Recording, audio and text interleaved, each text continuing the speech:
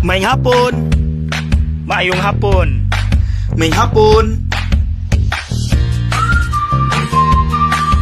God bless. God bless. God bless. Maayong hapon. Usa sa mga rason nganong kanunay tang musimba kay diha sa misa nato mabati giunsa paghatag sa atong Ginoo ang iya mismong kinabuhi tungod ug alang nato. Nga bisan wala siya sala, giako niya tanan, gihalad niya dili butang iya mismong kinabuhi. Aron lang gyud matagaan ta sa hope or paglaom nga human ani tanang kasakit naay resurrection, naay pagkabanhaw. Mga igsuon, mauna ang tinuod nga giving. Kanang masakitan ka sa imong paghatag.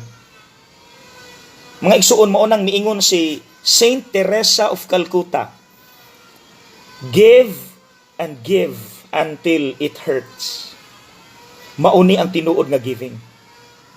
Mga igsuon, maunang human sa misa, makadungog din ta, lakaw kamo, tapos na ang misa. So kita na pud ang muhatag sa pamaagi sa Dios sa iyang pagpanghatag. Yes, makahimo man ta. Bisan pagpila ka milyon. Ang pangutana, nasakitan ba ka, gisayangan ba ka sa imong paghatag sa maong butang? Kay kung wala, then kulang.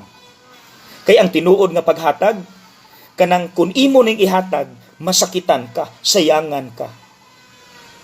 Mga igsuon, unsa kay naa nato nga kung atong ihatag, murag sayang, masakitan ka. Muhatag kong example, pero mao ni ang pinaka-list sa tanang examples. Kanang tanawa imong kabinet. Daghan kay kag sanina, pero pila ray magamit.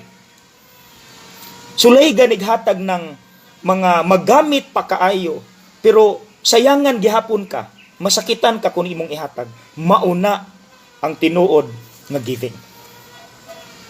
Again, mga igsuon,